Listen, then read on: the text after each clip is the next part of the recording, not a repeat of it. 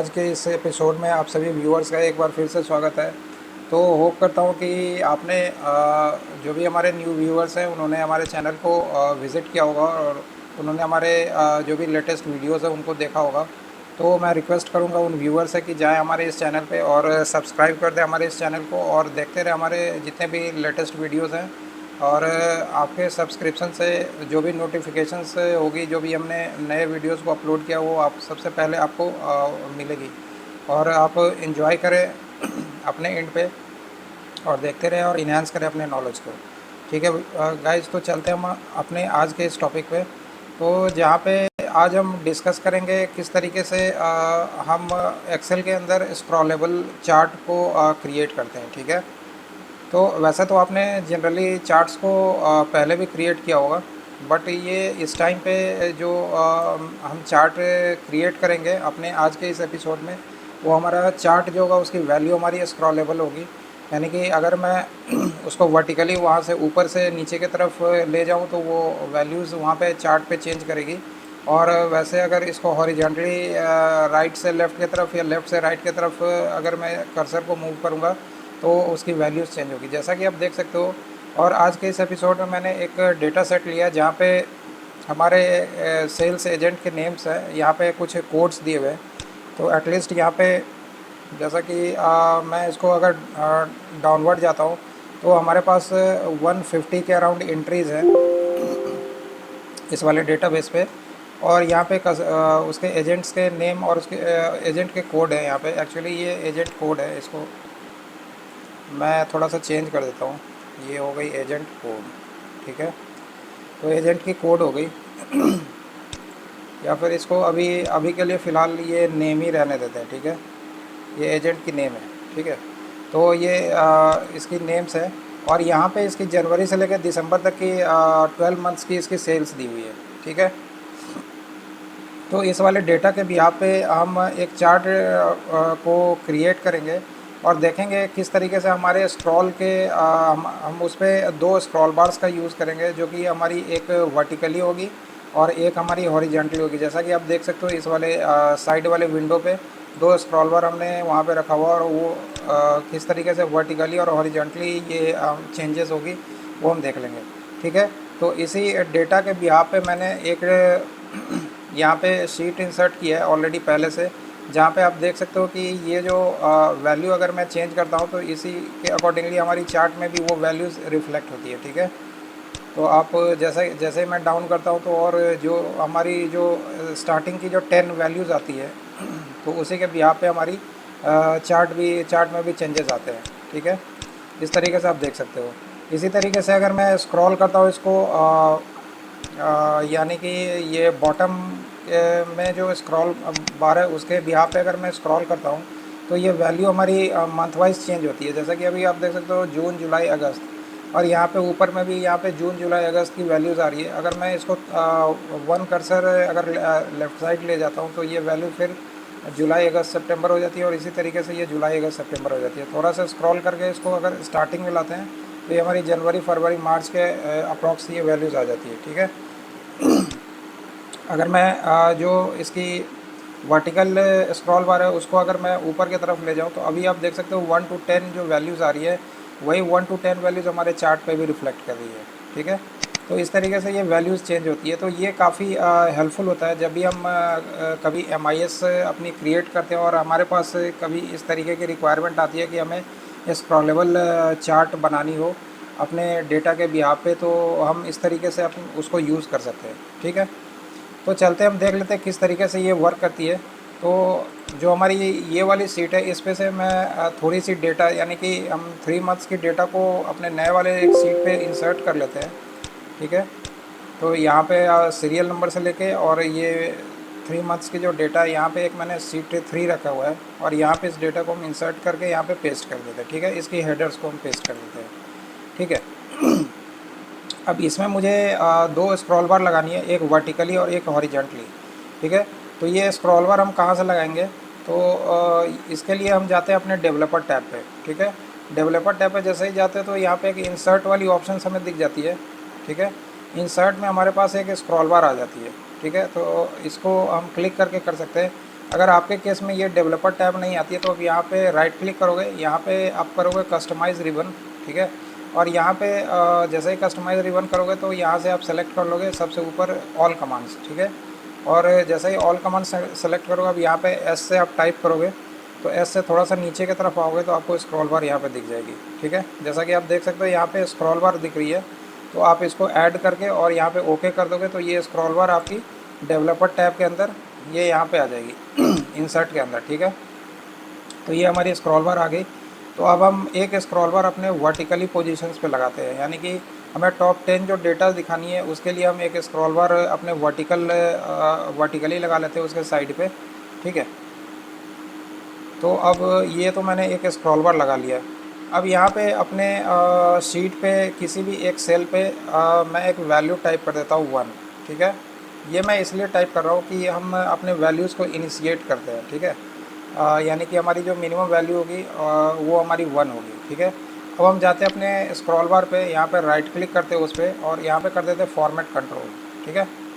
अब format control पे हमारी करंट वैल्यू 0 आ रही है तो इसको मुझे कर देना है 1, ठीक है। मिनिमम वैल्यू को भी हमें 1 रखना है और मैक्सिमम वैल्यू को हमें रखना है हमारे केस में जो हमारी जो डेटा है वो 150 के रेंज में है, तो हम इसकी मैक्सिमम वैल्यू को 141 कर देते हैं, ठीक है।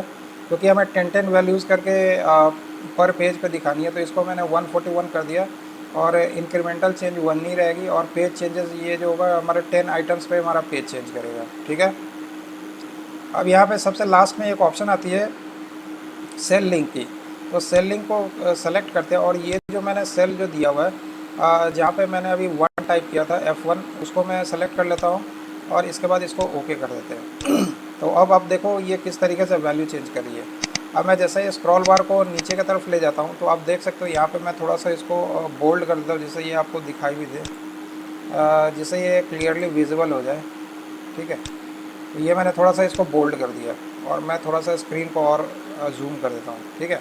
तो आप देख सकते हो जैसे ही मैंने ये स्क्रॉल बार को जैसे ही मैं नीचे की तरफ डाउन करता हूँ तो ये मुझे एग्जैक्ट 141 वैल्यूज़ दिखाएगा। क्यों? क्योंकि हमारी जो मैक्सिमम वैल्यू मैंने दी है वो 141 की दी है और ये 141 से 150 तक का काउंट लेगा इस पर, ठीक है, जो कि हमारी डेटा है, ठीक है। अब तो ये काम मैंने कर दिया। अब यहाँ पे सीरियल नंबर जो हमारी फर्स्ट वाली है वहाँ पे क्या करेंगे, उसको असाइन कर देंगे ये अपनी करंट सेल जहाँ पे हमने इनिशिएट किया 1 जो रखा है उस सेल की वैल्यू हम इसको दे देंगे। और इसको मैं थोड़ा सा अभी ड्रैग करके सबसे पहले फर्स्ट पोजीशन पे ले जाता हूँ। तो अभी आप देख सकते हो यहाँ पे सीरियल नंबर 1 आ गई है। उसकी नेक्स्ट की जो वैल्यू होगी यानी कि उसकी प्रीवियस वैल्यू और उसमें हम +1 एक ऐड कर देंगे, ठीक है। ये उसकी नेक्स्ट की वैल्यू हो गई और इसको ड्रैग करके हम 10 आइटम्स तक ले जाएंगे, ठीक है। ये हमारी 11 आ गई, तो हमें 11 नहीं चाहिए, मैं 10 आइटम्स पर पेज दिखाना चाहता हूँ, ठीक है। तो ये मैंने इतना काम कर लिया। अब हमें क्या करना है कि ये जो हमारी स्क्रॉल बार है इसको मैं थोड़ा सा और एडजस्ट कर देता हूँ क्योंकि ये थोड़ा ज़्यादा नीचे आ गया था, ठीक है। मैं ऊपर से भी इसको थोड़ा सा एडजस्ट करके इसके अगेंस्ट में रख देता हूँ, ठीक है। तो ये इतना काम कर लिया। अब मैं जैसे ही स्क्रॉल करता हूँ तो आप देख सकते हो ये वैल्यूज़ है उसी तरीके से आपकी ये जो लेफ़्ट साइड वाली वैल्यू है ये चेंज कर रही है, ठीक है। इस तरीके से अगर मैं स्क्रॉल करूँ तो ये वैल्यू पूरी चेंज हो रही है और ये वैल्यू हमारी 150 तक दिख रही है, ठीक है। 141 हमारी मैक्सिमम वैल्यू है और हमारी जो डेटा की जो रेंज है हमारी 150 रो तक है, तो हमने 150 तक का वैल्यू यहाँ पे इंसर्ट कर लिया, ठीक है। तो इस तरीके से आप भी अपने वैल्यूज़ को इंसर्ट कर सकते हो। तो ये हमने कर लिया अपने वर्टिकल स्क्रॉल बार के लिए एक काम, ठीक है। अब हम करते हैं अपने हॉरिजेंटल स्क्रॉल बार के लिए। तो फिर हम जाएंगे अपने डेवलपर टैब पे और यहाँ से इंसर्ट कर लेंगे एक हॉरिजेंटल स्क्रॉल बार को, ठीक है। तो यहाँ से मैं एक स्क्रॉल बार और इंसर्ट कर लेता हूँ इसमें, ठीक है। तो ये मैंने एक इंसर्ट कर लिया स्क्रॉल बार। अब यहाँ पे ये स्क्रॉल बार क्या करेगा, तो ये तो ऊपर ये जो वर्टिकल वाला जो था ये हमें हमारी जो डेटा रेंज है उसकी डेटा की पूरी वैल्यू दिखाएगा, यानी कि स्टार्टिंग से एंड तक के डेटा की वैल्यू देगा, ठीक है। अब ये जो हॉरिजेंटल स्क्रॉल बार जो मैंने यहाँ पे इंसर्ट किया वो क्या करेगा, हमें मंथ की इन्फॉर्मेशन दिखाएगा, ठीक है। हमारी सेल्स एजेंट की तो इन्फॉर्मेशन दिखाएगा ही, उसके साथ साथ जैसे ही मैं इसको इधर ड्रैग करूँगा तो ये हमारी मंथ की भी इन्फॉर्मेशन दिखाएगा। जैसे अभी तो करंट में हमारे पास जनवरी, फरवरी, मार्च 3 मंथ्स की इन्फॉर्मेशन है, बट अगर मैं इसको देखना चाहूँ तो हम दिसंबर तक की इन्फॉर्मेशन देख सकते हैं। तो वो किस तरीके से होगा तो उसको भी हम देख लेते हैं। तो ये जो जनवरी वाली जो सेल है उसके जस्ट ऊपर में मैं एक 1 यहाँ पे इनपुट कर देता हूँ, ठीक है। फैब पे मैं क्या करूँगा, इक्वल टू 1 कर दूँगा ये उससे प्रीवियस वाली सेल को, और प्लस फिर एक 1 यहाँ पे ऐड कर दूँगा, ठीक है। इसी तरीके से मैं ड्रैग करके मार्च वाले सेल पे चला जाऊँगा और यहाँ पे मैं 3 को ऐड कर दूँगा। ये फिर ऑटोमेटिक इंक्रीमेंट होकर 3 हो जाएगी। तो इतना काम मैंने कर लिया। अब मैं एक बार ये इसके स्क्रॉल बार पे भी ये सेटिंग कर देता हूँ। तो फॉर्मेट कंट्रोल पे जाते हैं, राइट क्लिक करके यहाँ पे करंट की वैल्यू हम 1 डाल देते हैं, ठीक है। मिनिमम वैल्यू 1 डालते हैं। मैक्सिमम वैल्यू हमारी क्या होगी, तो 1 सीट पे एटलीस्ट जो हम 3 मंथ्स करके दिखाएंगे, तो सबसे लास्ट वाला जो मंथ होगा हमारा दिसंबर होगा, जो कि 12 महीने का है। उससे पहले वाला नवंबर 11 का होगा, और उससे पहले वाला हमारा अक्टूबर 10 का होगा। तो यानी कि मैक्सिमम वैल्यू हमें 10 जो मंथ नंबर 10 है उसकी दिखानी है, और पर पेज हमें 3 मंथ्स की इन्फॉर्मेशन दिखानी है, ठीक है। उसके बाद हम सेल को लिंक करेंगे, जो फर्स्ट वाला सेल हमने दिया जनवरी के अबव वाला, वो सेल लिंक करके और इसको हम ओके कर देंगे, ठीक है। तो अब जैसे मैं स्क्रॉल करता हूँ तो आप देख सकते हो यहाँ पे ये यहाँ पे नंबर्स चेंज हो रहे हैं, 4 5 6 7 8 9 10 11 12, ये 12 तक का नंबर आ गया अपना। बट अब मैं चाहता हूँ कि जैसे ही ये नंबर चेंज हो तो इसके अकॉर्डिंगली ये मंथ भी चेंज हो, ठीक है। तो उसके लिए हम क्या करेंगे, तो उसके लिए हम यहाँ पे एक एच लुकअप का फॉर्मूला लगा लेंगे, ठीक है। तो हम उसके लिए एक एच लुकअप का फॉर्मूला लगा लेते हैं। तो वो क्या फार्मूला लगाएंगे हम, तो यहाँ पे कर देंगे इक्वल टू एच लुकअप, ठीक है। एच लुकअप कर दिया। अब यहाँ पे एक बार मैं स्केप करता हूँ, इसके लुकअप को इसके फर्स्ट वाली वैल्यू को पहले सेलेक्ट कर लेता हूँ, ठीक है। अब यहाँ पे लगाते हैं इक्वल टू लगाएंगे एच लुकअप, एच लुकअप कर लिया, ब्रैकेट ओपन किया। अब लुकअप वैल्यू चाहिए, तो लुकअप वैल्यू मैं इसी वाले सेल को लगाऊंगा, ये जो हमारा C1 सेल है, ठीक है। और इसको मैं ये हमारी कॉलम होगी, ठीक है। तो इसके कॉलम को हम लॉक करेंगे, तो यानी कि फंक्शन F4 को प्रेस करेंगे, ठीक है।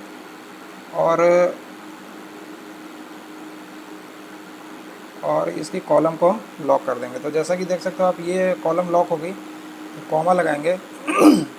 अब जाएंगे अपने C2 वाले पे, C2 के डेटा पे, और यहाँ पे आप देख सकते हो ये जो जैन फैब मार्च है, यहाँ पे इसको मैंने इंडेक्स कर दिया, यानी कि 1 2 3 4 इसकी काउंट इस तरीके से कर दी है, ठीक है। तो यहाँ से मुझे लुकअप वैल्यू लेनी है, तो ये मैंने पूरा रेंज सेलेक्ट कर लिया, इंक्लूडिंग इसके हेडर को।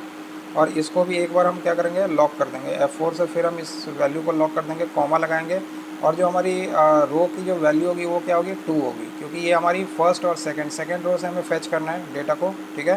तो 2 हो गया, कॉमा 0 और ब्रैकेट क्लोज एंड इंटर, ठीक है। इसको मैंने इंटर कर दिया, और इसको पकड़ के इधर ड्रैग कर देंगे। तो ये आप देख सकते हो जनवरी फरवरी मार्च, जैसे कि ये यहाँ पे सेल नंबर, ये इंडेक्स नंबर 2 है, तो 2 से इसने फैब को फेच कर लिया। यहाँ पे आप देख सकते हो ये शीट 2 पे यहाँ पे 2 आ रही है, तो 2 से फैब को ले लिया, 3 से मार्च को ले लिया, इसी तरीके से इसने डेटा को फेच कर लिया। अब जैसे ही हम इधर ड्रैग करेंगे तो हमारी सारी मंथ्स की नेम हम दिख जाएगी, किस तरीके से हमारी स्क्रॉल बार के सेलेक्ट पे ये सारी नेम्स रिफ्लेक्ट हो रही है, ठीक है। इस तरीके से ये सारी नेम्स रिफ्लेक्ट होगी। तो हमने अपने स्क्रॉल बार का तो वर्क कर लिया, हमने वर्टिकल का भी वर्क कर लिया, ठीक है। और हमने हॉरिजेंटल स्क्रॉल बार का भी वर्क कर लिया, ठीक है। तो अब हम चलते हैं, हमें अपने डेटा को यहाँ से फेच करनी है, यानी कि हमारी जो C2 पे जो डेटा पड़ी है वहाँ से हमें डेटा यहाँ पे शीट 1 पे लानी है। तो सबसे पहले क्या करेंगे, हम यहाँ पे नेम के लिए क्या करेंगे, अब मैं थोड़ा सा इसको वैल्यू को बिल्कुल फर्स्ट वाले सेल पे ले जाता हूँ। तो इसके लिए हम यहाँ पे नेम के बिहाफ पे अगर करेंगे, तो यहाँ पे हम ये सीरियल नंबर के बिहाफ पे अभी हम करेंगे। तो इक्वल टू हम कर देंगे यहाँ पे, पहले तो हम इंडेक्स लगाएंगे, ठीक है। तो इंडेक्स हमारी जो प्रीवियस वाली सीट है उसमें उसके डेटा रेंज पे होगी। तो हम यहाँ पे कर देंगे इंडेक्स, ठीक है। यहाँ पे ब्रैकेट ओपन किया। अब ये बोला अरे, ठीक है। तो अरे हमारा कौन सा होगा, तो हम जाएंगे शीट 1 पे, और ये जो फर्स्ट वाली जो हमारी कॉलम है उसको छोड़ करके और बाकी की जितनी डेटा की हमारी रेंज है उसको सेलेक्ट कर लेंगे, ठीक है। तो मैंने वो रेंज सेलेक्ट कर लिया। अब यहाँ पे इसके वैल्यू को हम एक बार ये क्या बोलते हैं, इसको फ्रीज़ कर देंगे, लॉक कर देंगे इसके वैल्यू को। तो मैंने F4 प्रेस कर दिया, ठीक है, कॉमा। अब हमें इसके बाद ये बोल रहा है कि कॉलम नंबर, यहाँ कि हमारी कॉलम नंबर और कॉलम हमारी रो नंबर कौन सी होगी, तो हमारी रो नंबर फर्स्ट होगी, ठीक है। और कॉलम नंबर हमारी क्या होगी, तो कॉलम नंबर भी हमारी फर्स्ट होगी और इसके ब्रैकेट को क्लोज़ कर देंगे, ठीक है, और इंटर कर देंगे।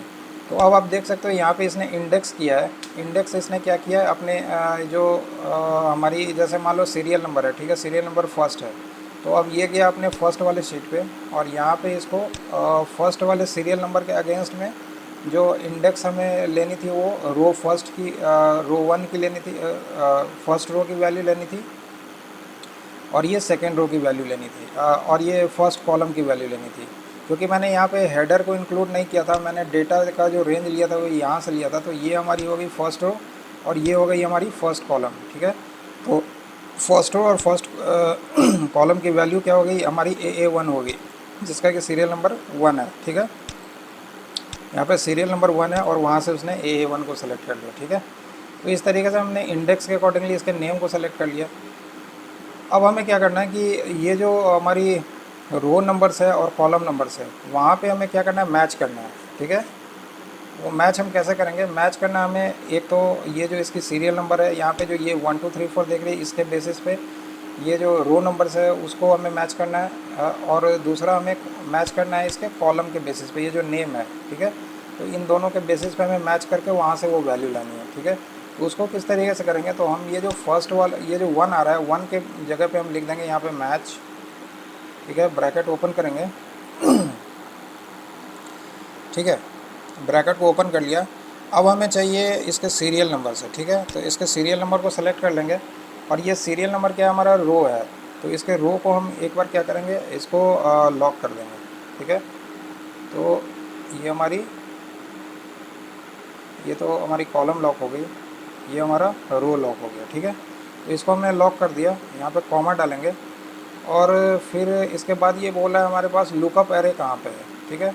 तो इसकी लुकअप एरे हो जाएगी ये वाली यानी कि हेडर से नीचे वाली जो फर्स्ट जो कॉलम की जो वैल्यू है वो इसकी लुकअप वैल्यू हो गई, ठीक है।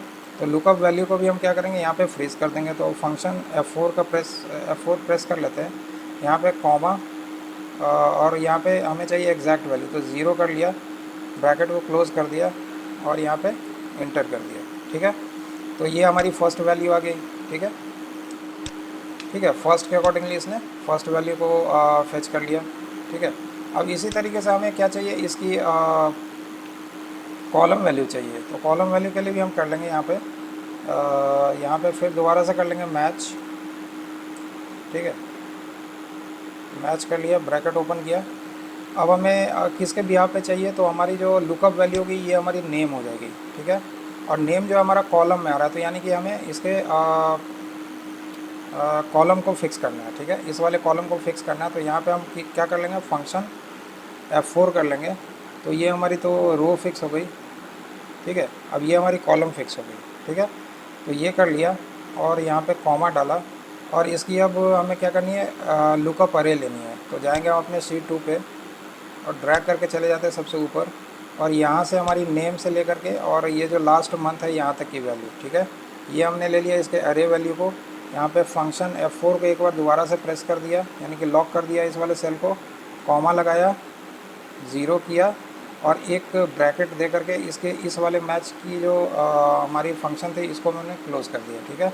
और एक ब्रैकेट हमारी लास्ट में ऑलरेडी क्लोज़ आ रही है, तो इसको हम कर देते हैं इंटर, ठीक है। तो ये वैल्यू हमारी इंटर हो गई। अब हमें इसको लेकर के इधर ड्रैग कर देते हैं, ठीक है।